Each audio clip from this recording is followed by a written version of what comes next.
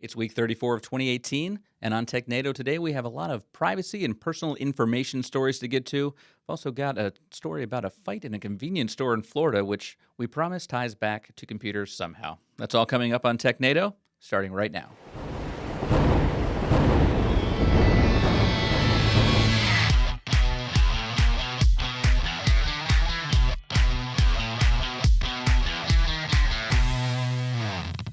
Hello, welcome to Technado. I'm your host, Peter Van Rysdam, joined as always by Mr. Don Pizzette. Don, how you doing today? I am doing well, ready to jump in and tackle the tech news of the week. Yeah, and it's been a few weeks since we've just really gotten down to a bunch of tech news articles. We've had a lot of great interviews, some shows we attended recently, like B-Sides, but to just get back down to our roots and talk about the week that was, and boy, oh boy, there was a lot of different articles this week that we had to wade through. Yeah, and I feel like we're Bon Jovi now. We're going back to our roots. We're going to put out that album. We have a number of stuff that there's a lot of security stuff going on right now, but it's not the normal gloom and doom that we have. Yeah. Most of it's actually kind of humorous because right now people are in a privacy panic.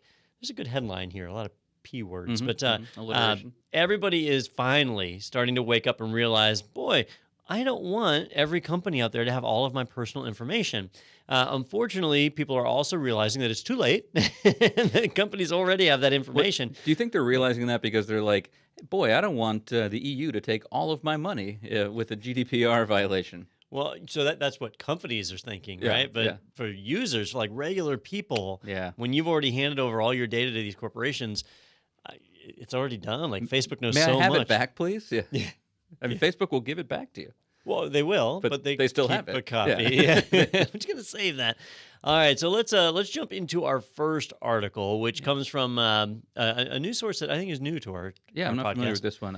I drop news, and there were some stories this week coming out about how when you turn off your location data on Android, that it's actually still sending things back to Google. And so this article kind of digs deeper into that and looks at Android collects and shares 10 times more personal user data than iOS, which is funny to me because I think of Android as the operating system that more IT professionals and security professionals use.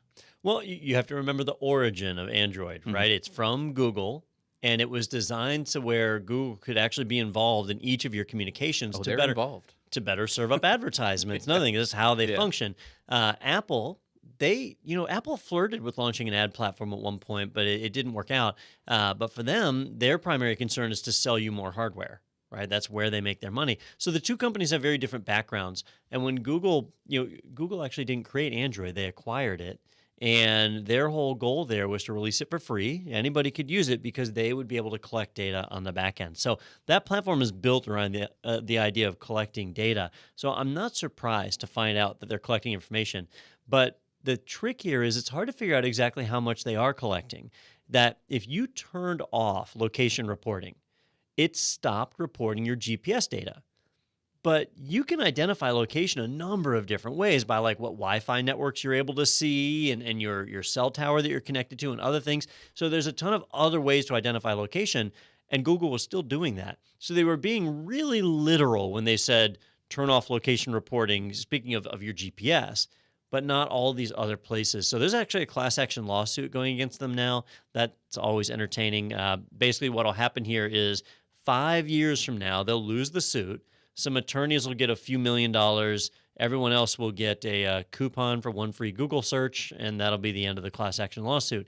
But at least there's awareness that's out there, and a lot of people will get to see, wait a minute, when I have a phone like this, I am being tracked. That data is being given out. And unfortunately, as of right now, even if Google wasn't tracking it, the cell phone carriers are. And with the end of net neutrality and a few of the other rules that are out there, the cell phone carriers can sell your usage data. There's nothing barring them from doing that. And that means that, basically you just have to accept being tracked or stop using electronic devices. Yeah, it's the easiest way. Just, you that'll get put one us of the out of burner a job. phones and you break the flip phones right in half there, and that's the quickest way to do it. I will point out, though, because of the lowercase I, on this website's header, iDrop News, it's probably a little skewed towards being pro Apple there. So I mean, they're still putting in facts, but obviously they're putting their spin on it. I think they say the location data is sent to Google 340 times in a single 24-hour period on a Android device running Chrome in the background. So yeah, that's quite a bit. Well, if you think about running Chrome, every time you visit a website that requests your location, so that would be data being sent to that website, not necessarily to Google. It depends on how they break that down. That seems pretty high, but if you have an iPhone and you have, Find My Friends turned on, you're phoning your location home to Apple Constantly. quite a bit, Yeah. right? And probably more than 340 times a day. Yeah. So I imagine it does vary largely based on what services you have turned on. But hey, when you take on an electronic device like that, it's kind of your burden to go in and learn the software and learn what should be on and what should be off. And you do make acceptable compromises and say, Sure. I'm willing to share that data with Google because I get a better search experience. Yeah, definitely. Well, I could never just get rid of my phone like that because I take so many selfies all the time, and which is why this next story frightened me so much over on Motherboard. Spyware company leaves terabytes of selfies, text messages, and location data exposed online. So we just talked about all that data that exists out there, but how is it that they left this just open for anyone? All right. So normally when we hear the term spyware, we think of like malware that's installed unwillingly, right? But in this case, the company is called Spyphone with an F, not a PH. So Spyphone. And what they do is they sell software for companies and parents to be able to load on their employees' or children's phones to be able to track everything that was done on the device. So like here in the state of Florida, if you issue a company phone, that is a company device, and they're allowed to monitor and track the communications on it. If you're a parent and you give your child a device, you are allowed to track the communications on it. So that's what this software does. From that angle, you could say that it's legitimate software, not like a virus on the internet type thing. But they collect data and they store it in a dashboard that's then exposed to the parent or the company so they can log in and pull up, give me the text message history, give me the location history and all that. Well, like many companies, they're using cloud infrastructure, and they were using, I believe these were Amazon S3 buckets. Amazon S3, yep. And we've reported on Amazon S3 buckets numerous times on the shows where many companies are configuring those buckets and setting the permissions to public and just assuming that nobody will find the S3 bucket, that if somebody were to find it, they'd have read access to the whole thing because it's public. But if they don't know it's there, they obviously won't find it, right? Well, that's wrong. There's plenty of search engines like Shodan out there that will let you search and find these unprotected S3 buckets. And in this case, the S3 buckets contained everything from these phones that were being monitored, which included selfies, text messages, location data, everything in there. Now, it was a security researcher that found it. They reported it to the company, and the company has since protected it. But if a malicious person had found it, imagine what they could find. I mean, it's kind of like, do you remember the fappening? I do. Right? Well, that was targeted to celebrities. Yeah. So here, this was just regular people. They could collect all that information. That was that was iCloud, right? Yeah, that was iCloud in that case, which this is very similar, right? Yeah. You're storing your all the pictures you take, your text messages are all being reported back to this company. So if somebody gets that, it's good blackmail material. Well, what scares me about this, a lot of the people that might use a software like this are parents. So this is kids' photos. Well, that's true. Yeah. Text messages, things like that. So that's frightening in another way, from kidnapping to God knows what. So yeah, that's frightening. And you mentioned, well, what if someone malicious had found this? We don't know that someone didn't, and hasn't released yet, or if someone professional found it, someone. Yeah. On the dark side. Sadly, if a company is not capable of even putting permissions on the bucket, they're not tracking logs. They're not keeping that data. And even if they were, they probably aren't very effective at parsing through it to find out what's legitimate and what's not. So it is a word of caution that when you are sharing data, in this day and age, you pretty much have to share data. You need to pick and choose the companies that you trust with that data. And just because they have an app in the App Store doesn't mean that they're security wizards or that they're protecting your data the way that we intend. It's the Wild West out there. And unfortunately, your personal information is the treasure, the black gold, right? Yeah. And this is there's a good analogy here. I'm just missing it. Something like about the oil rush and your personal information is black gold. Texas tea. Yeah, I can't make this work. Just going Yeah. Beverly Is there a Hillbillies cement there. pond? Yeah. And all right, I'll work on my analogy. We'll have that for next week. Yeah, work on that. Yeah, hopefully that's the last we hear of that story. That no one has actually got that data. All right, our next article is from what we're assuming is Dijon. Oh, so Dijon? This one actually came from Hacker News. This was tearing it up, but the source was I'm going to go with Dijon marketing, so I can make my Grey Poupon joke. Yeah, okay. I'll set you back up again then. This next story comes from Dijon Marketing. How I recorded user behavior on my competitor's website. So this is kind of a how-to that they put together on how they did some competitive research, which anyone who's got a website and has competitors, this is extremely valuable information. All right. So the reason I really wanted to throw this one in is I thought of you when I saw this article because Peter has a marketing background. And actually, you wrote a book on marketing, didn't you? I did. I didn't want to bring it up, but thank you. It is available on Amazon. Just search Peter Van Rysdam, and it's one of the top million books. If you want to learn all the fundamentals of Web 2.0 marketing, yeah, I think it's from 2010, so it's a little bit dated there. But we can at our next meetup we should do signed copies. Oh, we should. It should be definitely should. Get rid of those from the garage. So this was a marketing guy though, or a company. I don't know if it's more than one person, but he came up with a really inventive idea. Marketers will oftentimes do heat maps of their sites to figure out how long does it take users to scroll through, where do they click, are they even looking at particular parts of the page, and really learn how their page works. Well, if you knew that about your competitors, you could build your own site to make up for every inadequacy of your competitors' websites, and you would be far more likely to win out in some kind of head-to-head competition with your competitors. So he came up with a neat idea, which violates most of Google's terms of service and violates most morals and ethics as well. So definitely write an article about it and put it out there on the internet. Which is exactly what he did, and was why it was moving up the Hacker News stuff. It's probably still in the top 10 articles on Hacker News right now. But basically what he did is he said, look, when people come from Google, right, they do a Google search, they find my page, they click on the link, and they come to me, right?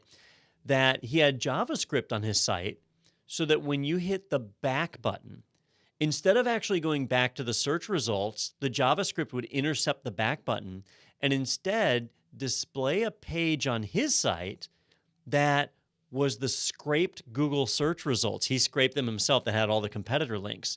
And he changed the links so that instead of actually going to the competitor's site, you were going to his version of the competitor's website, which he scraped as well. Is it like the competitor's site in an iframe, or he actually created a complete clone, and that way he had to create a clone because that way he could use his own SSL certificate on it. And that's what he was talking about in the article, is that most people just look to see if there's a green lock. They don't actually verify if the URL matches. And if they click on a link in Google, they assume they're going to the real site. Then when they look at Google search results, they assume it's Google. So there's a whole lot of assumptions that people do here that aren't necessarily accurate. And so by doing that, you would hit the back button and you would think you were looking at Google search results. You were actually looking at his. And then when you would click on the link, it would take you to his version of the competitor's website. And I don't know, he might have done an iframe to mask it behind there, but I think he just scraped it. And from there, he could track how long it took you to scroll down, where you clicked, what you were doing, and he could learn all about how people were interacting with his competitors' websites. Google has since jumped in and delisted all his stuff in Google, so he's not getting a very warm reception about it. But it really did highlight the fact that when you hit the back button on your browser, you're not always going back to the site that you came in on. It can be intercepted with JavaScript and overridden and made to do other things. There's also the thing that just because a page looks like Google or looks like another site doesn't mean it actually is. And when you see that green lock up top, that's just saying that the current URL you're on has been validated.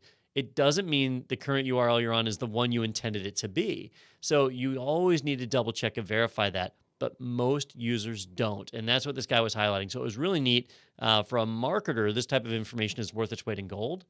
For a security professional, it should make you cringe and say, man, how are we supposed to educate end users to all this stuff? It's just too much to ask. Yeah, this is one of those where, wow, it's interesting to read and see what things he was able to learn from this. But at the same time, do not replicate this. This is you're setting yourself up for, I think, a lot of potential legal exposure in terms of, any of the competitors could probably have a lawsuit here. Oh, absolutely. Google as well. But I mean, I've got to think.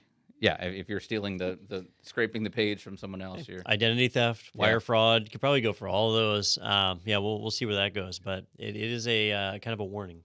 Well, Dan is down in Australia, so we'll see if we can extradite him here.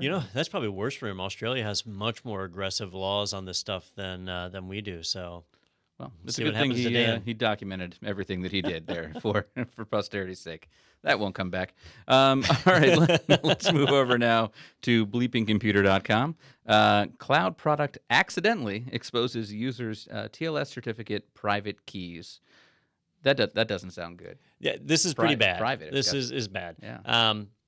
When you use SSL or TLS, you're encrypting all the web traffic to and from your server, and you should be the only one with the private key. The visitor on your site is using your public key to be able to encrypt and access the site.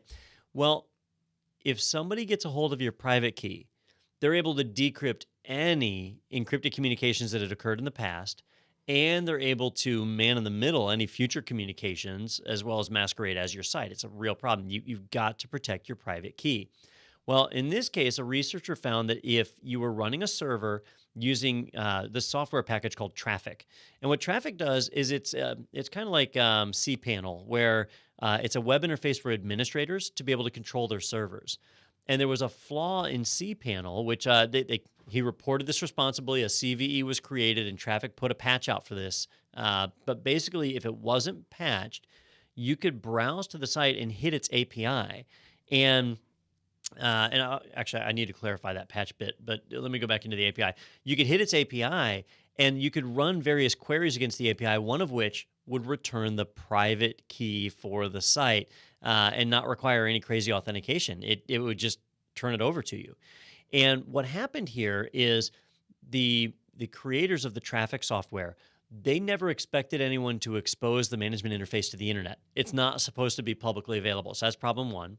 And problem two, they didn't expect most people to expose the API that way either. In fact, that access is disabled by default, but you could turn it on, and then you were able to be compromised. The researcher who found this did a quick showdown script, and it's in the article somewhere. I think he found something like 2,400 servers, 2,700 servers that had management instances that were open like this.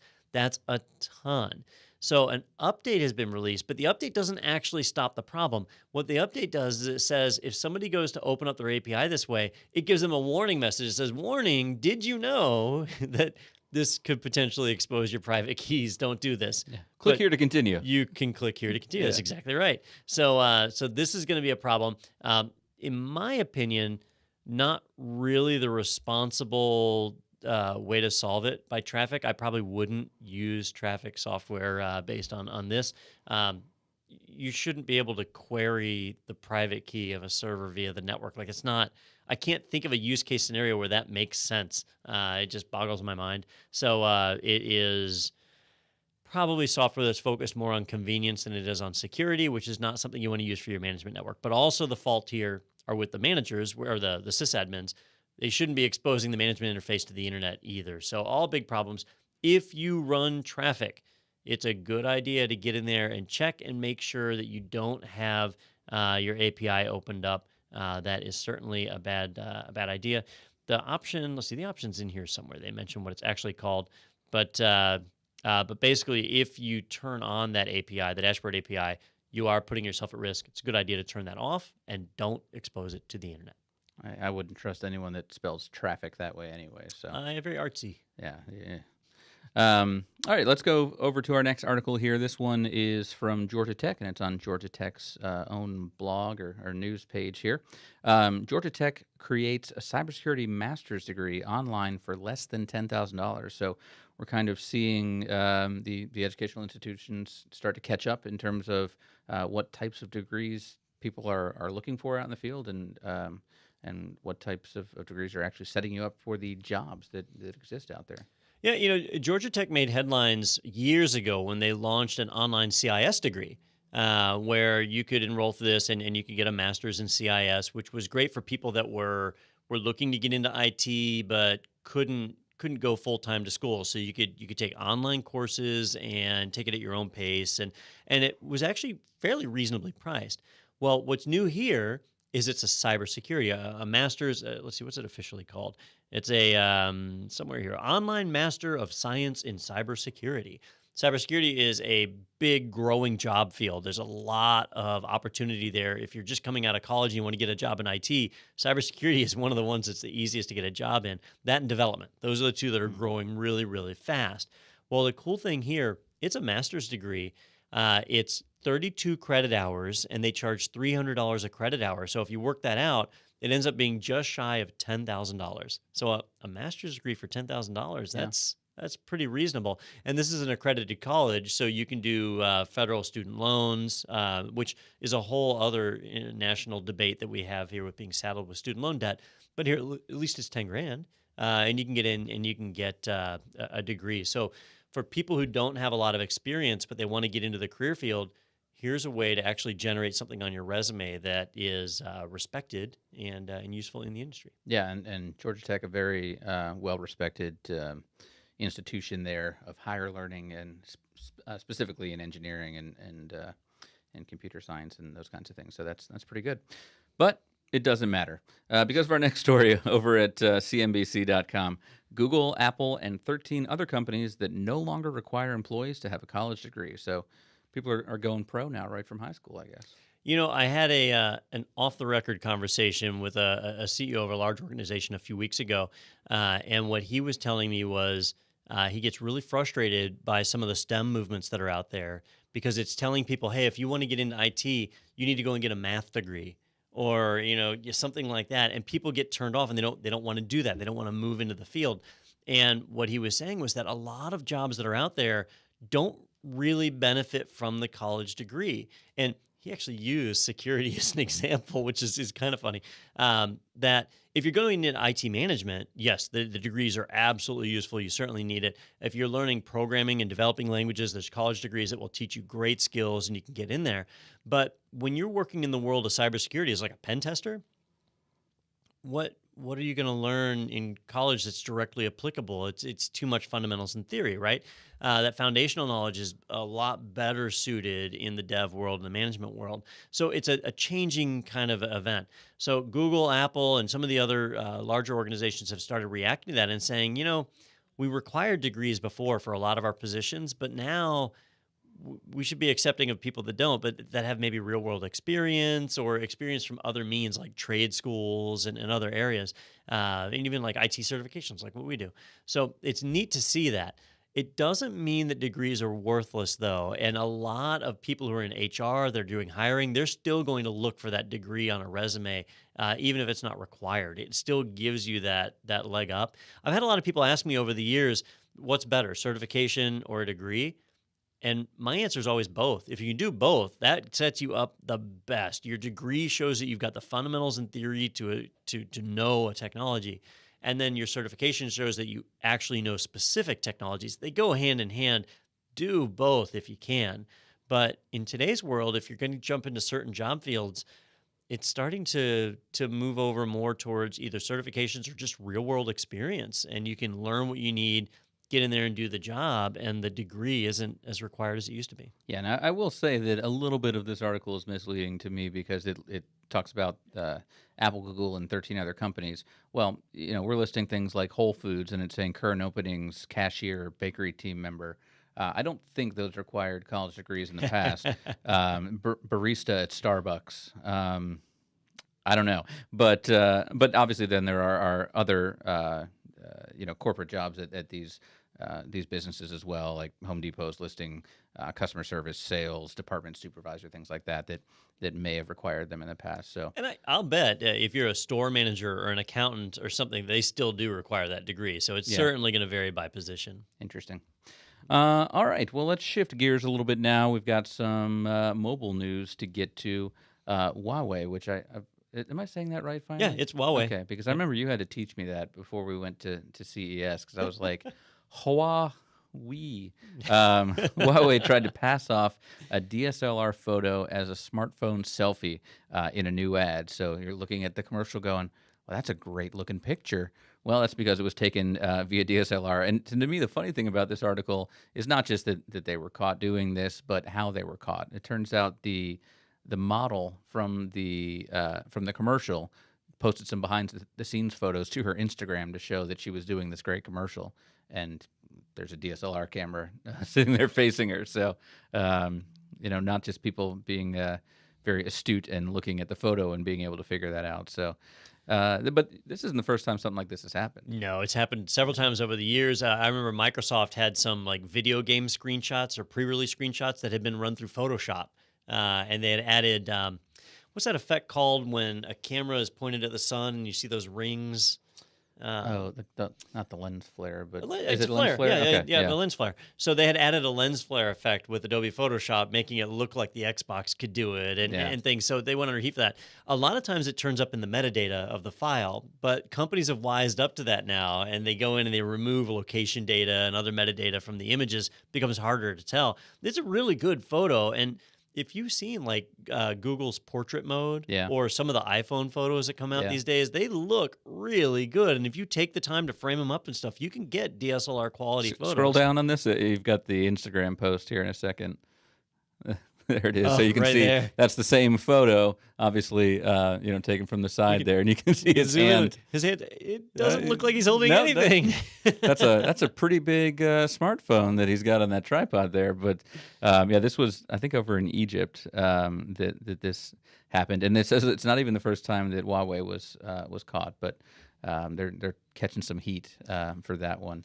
And that's not the only heat they're getting right now. This next one coming from the Australian government. Australia is banning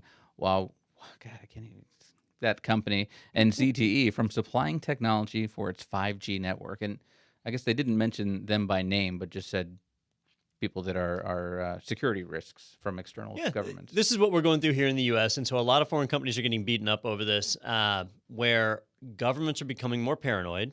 They don't want election tampering and all that other stuff, and so they're starting to look at their infrastructure and saying, we don't want infrastructure that could potentially be under the control of another government.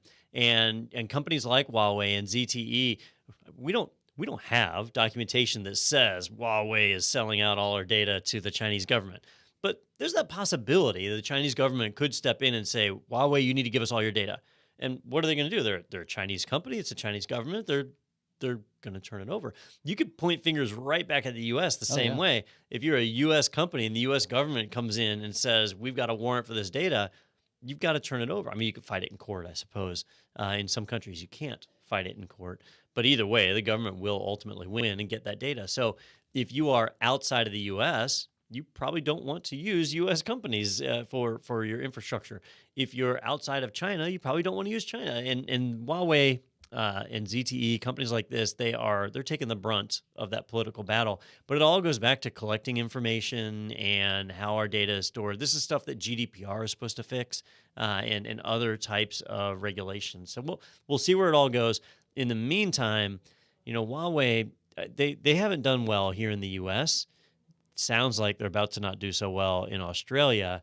As long as they stay strong in their Asian markets, they'll be fine. But this type of stuff can end a company. It can really make life hard. Well, I think it's just the way they spell their name has made it tough. But honestly, I think there are issues with companies in the United States or in Europe like this. But I think it's a little more worrisome for countries like China, countries like Russia, where the relationship between the government and the business community is a little bit different. I mean, this kind of reminds me of like Kaspersky. That we were talking about a year or so ago, in terms of the meetings or the congressional hearings and things. Yeah, that we're talking about. Here in the U.S., so we've already passed rules that said if you are a U.S. government employee, you're not allowed to use Kaspersky antivirus or cell phones from these foreign manufacturers. They're not being given government contracts or not allowing their technology to come in. So we're already doing this. Now it looks like other countries are jumping on board. It's really going to make things interesting. Like what's Australia going to do? Are they going to start implementing their own homegrown technology? Maybe it'll create more competition. But if we're not allowing it to cross our borders, then it's not really competition. And you'll end up with countries each having their own separate networks, which will make international travel a nightmare. We'll see where that ends up. I'm assuming they're going back to boomerang technology. Didgeridoo. Didgeridoo. Oh, yeah. Yep. It carries. It's got more bandwidth than a traditional boomerang. That's true. All right. We'll look forward to the hate mail from our friends in Australia, because we do have a lot of that. All right. Next, speaking of state-sponsored hacking, over on the New York Times, new Russian hacking targeted Republican groups in the U.S., according to Microsoft. So I guess, with all the news about this stuff now, there's extra vigilance, and people are actually looking for this stuff as we gear up towards the midterm elections in, I think, like 10 weeks. Yeah, we've been reporting on election tampering. When I say we, I mean just collectively all the media has been reporting on election tampering nonstop since the last election, right? I mean, it's just been going on and on and on. This is not talking about the old tampering. This is talking about current, yesterday. As of yesterday, tampering is happening. Microsoft's actually been stepping in and trying to stop some of these communications. So many of them are not effective. But the real challenge here is that, at least in the U.S., it's not like we have one big election system. There's all of these different election systems that vary from state to state to state. Down to county or city to city even. It can get that granular. Yeah. And so you may find where one state's results are compromised and other states are fine. And it's just something we need to do a better job with. And election tampering has been around a long, long time, where dead people have been voting for hundreds of years, Yes. at least here in the U.S. So it's not like this is the internet's fault, but it's certainly making it easier. And so we are starting to see a heck of a lot more of that going on. Which is, disheartening, because I was pretty sure Putin pinky swore at the summit that he would not do this. Hey, I mean, and if you can't trust the president of a nation, who can you If trust? you can't trust a former KGB agent, I don't know who you can trust anymore. And kind of more on this story, but a little bit of a different side here. This one over on TechCrunch. Russian hackers slipped up in an attempt to hack a senator. So this is a Democratic senator this time from Missouri, and it's kind of interesting how they were able to use some of the code to determine, or at least I think assume that this did originate in Russia. Yeah, we wonder about that sometimes. In the security circles, they call it attribution, right? So when there's an attack, when there's a phishing attempt, who do you attribute it to? Who actually performed the attack? And a lot of times they just say North Korea and call it a day. Like, why bother researching when you just blame it on North Korea? But this one was really interesting because they explained exactly how they attributed it. And what happened was, it was a phishing attempt, an email that went out to the senator and her staffers. And the idea was to get you to click a link and make it look like you were visiting, I believe it was a Microsoft page. Yeah, I think it was the Microsoft email login for 365. The problem was, when you went to that Office 365 page, if you were just to go yourself, it detects what country you're in, and it renders the page appropriately. It sets the language. And so there's a little flag at the bottom that indicates what language your browser is defaulting to. Well, the Russian hackers that crafted this email, they scraped that Microsoft page and brought up a fake server hosting it. Well, when they scraped it, it showed that they were Russian. It set it to the Russian language, and they then hosted it up. So now when these people in the US clicked on the link, they went to a fake server that was showing the Microsoft page, but the language detected as Russian. So that was the key. Now, that doesn't attribute it to the Russian government. Like, we don't know if Vladimir Putin himself did this, right? But it tells you that it was somebody who at least had a Russian IP when they scraped the page, set up the attack. So it's a great example, a chance to kind of see behind the curtains and understand how they're attributing this to a particular nation. And so obviously the page itself that the staffer went to wasn't in Russian, but even if you translate the page, that you're saying that little bit of code stays in the back end, where you can see what they say, the RU tag in this case. Yeah, absolutely. There's plenty of services out there that default to English, even though they know you're in another country. And setting a different country code just changes like how it renders a currency symbol or the prices they display or whatever. And the rest of the page is still in English. So there's a lot of that. And in this case, it just happened to identify it down at the bottom of the screen. Makes sense. All right, shifting gears now. We've got some Google news to talk about. So this one is over on Google's own blog here about the Google Cloud. Deploy only what you trust. Introducing binary authorization for Google Kubernetes engine. This is something we've talked a lot about with containers and on cloud. But what's going on here? So when you build up a containerized application, you've got the application and you've got a very small operating system inside of that container, and you deploy. Well, because the OS is small, a lot of people don't take the time to properly secure the container, and your container can get compromised. Well, if somebody compromised your container, what they want to be able to do is execute arbitrary code that they've written that they're able to push over and execute. With the new feature called binary authorization, they're not able to execute any binaries except the ones that you've specifically signed and authorized to execute inside of your container. So that means that if somebody compromises your container, they can run your authorized binaries, but they won't be able to run anything else. They won't be able to load their own tools or drop their own executable in there. They won't be able to even set up a fake one to run later on you when you get in there and run.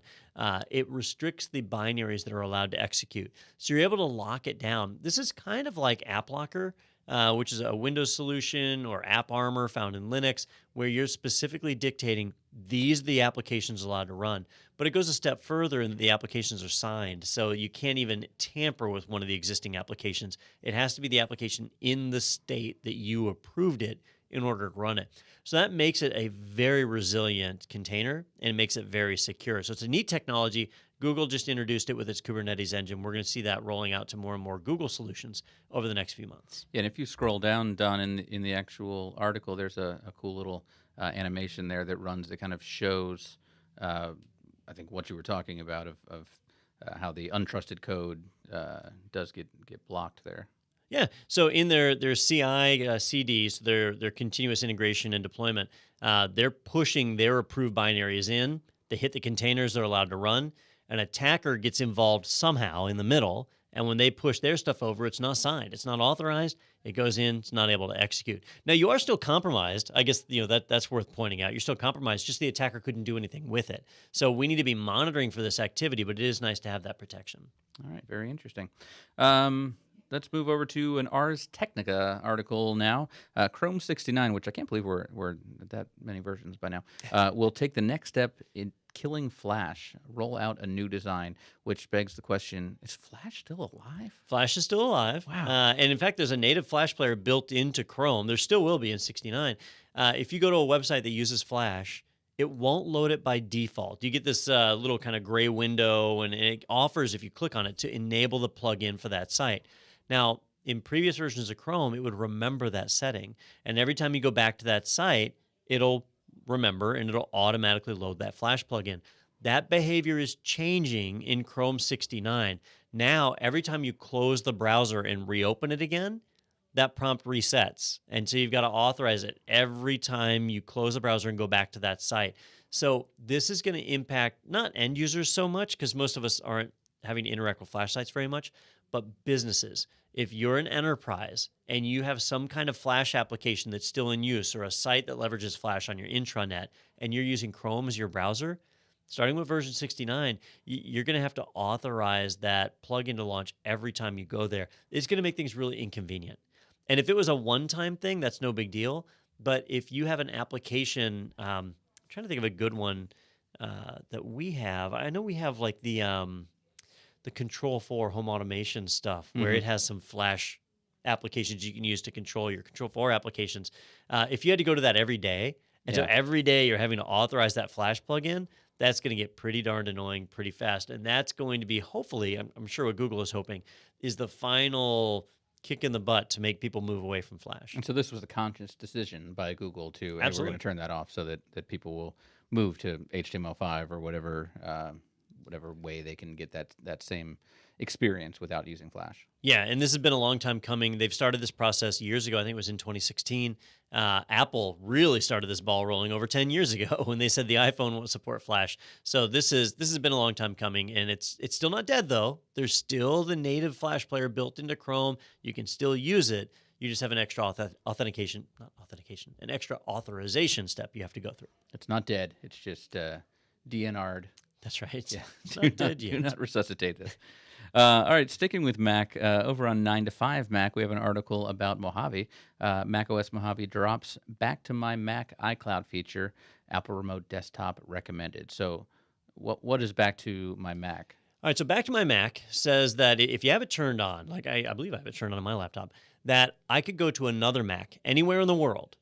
And as long as I was logged in with the same Apple ID, when I launch the Finder, I'll see my remote computer in the remote list.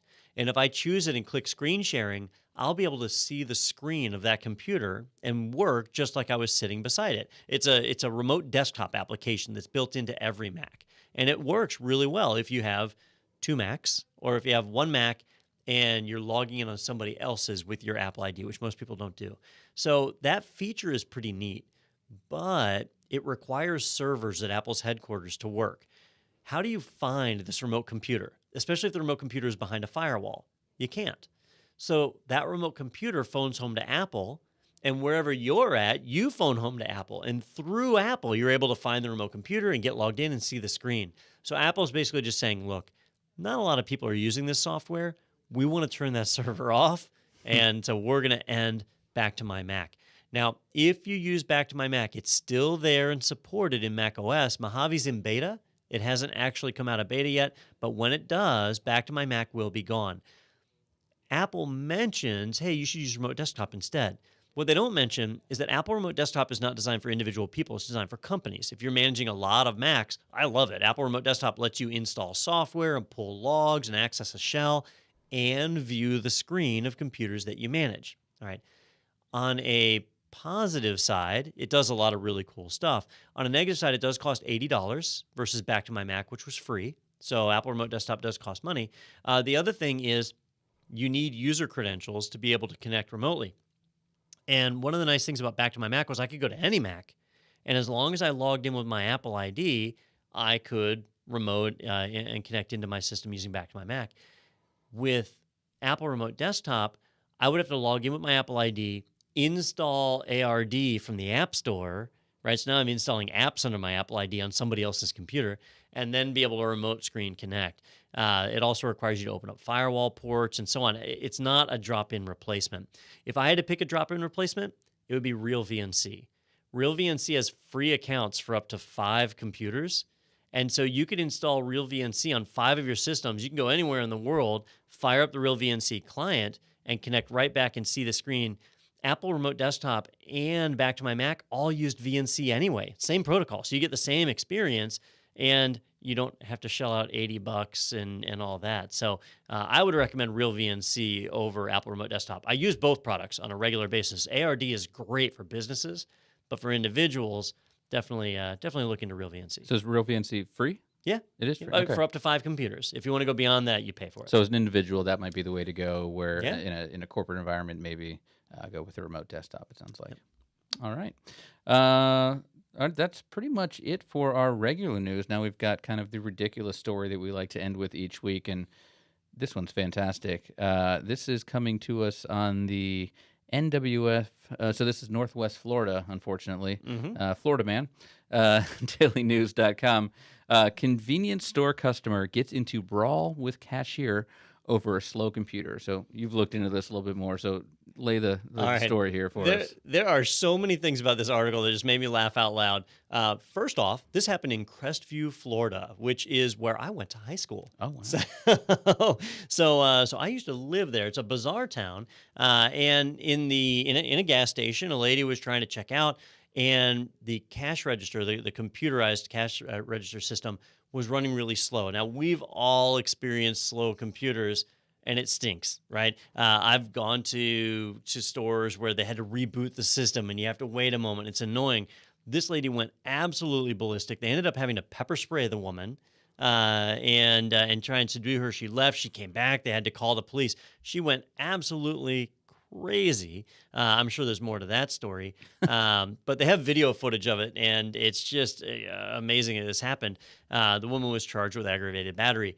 Now, you might ask why I bring that up here, and the main reason is let this be a lesson to you system administrators out there that you need to keep your computers running in the tip-top highest performance, or you need to start dispensing pepper spray with your computers to protect your end users. Really important. Yeah, and I'm having a feeling that some sort of narcotics or alcohol were involved, because it says the woman left and returned multiple times, bringing multiple people back with her. But she says she remembers being pepper sprayed and throwing things, but said it was because the woman was being rude with her to start with. So she doesn't seem to remember everything that went on here. I like that she was actually throwing things from the counter at the employee. So it's really for the safety of your employees. Absolutely. That you need to go ahead and maintain the computers. We're worried about attackers on the internet. The attackers are right here in our local gas stations and convenience stores. That's the ones you're not ready for. Throwing 5-hour energies at you as you're trying to restart the system is not what you need. All right, well, that's pretty much going to do it for us today. We do have a couple things to let you know about over at ITProTV. First of all, we've got some webinars coming up again very soon. We actually just did one today that we've been talking to you about in the past about surviving a DDoS attack, and that's something that will actually be archived on here. You can see at the bottom of that page we got recent webinars, so we'll have that one up there very shortly. We do have one, and that is about a DAS. It's about DAS, which is something I hadn't really heard of before, but desktop as a service. And, well, if you haven't really heard of it before, Ronnie Wong is going to help walk you through exactly what that is and how you can utilize DAS. So be sure to go over to itpro.tv/webinars to check that out, register for that. That'll be coming up this next month in September. I think we're going to do 2 webinars. And also, if you like what you see over at ITProTV, you might want to go ahead and subscribe. Check out go.itpro.tv/Technado. We've got a special coupon code for all of you listeners and viewers, Technado30. You can use that at checkout, and you can save 30% off of your subscription. That's for the lifetime of your account. So it doesn't just go that first time, but as you renew, you're always going to get that discount moving forward. So that's definitely something you should check out. Also, go ahead and like us, share, subscribe, tell all your friends that you're enjoying that Technado each week. And Don, anything else to add before we leave? Just remember that Technado is powered by 2 things. One is social media adoration, so likes, thumbs ups, and all that. And then the other thing is money. So anytime you spend money with ITProTV, you are helping the podcast. So absolutely do that if you can. If you're out there in the social media world and you see articles, things that are exciting to you, be sure to tweet them, send them over to us. Let us know. We love to kind of chit-chat on different topics. But I think that's about all we've got for this week. Yeah, and Technado is also powered by 5-hour energy as well. But especially those crazy articles. If you see those, please send those in, and we'd love to check those out as well. But that'll have to wait till next week, so we'll see you then. Thanks so much for watching.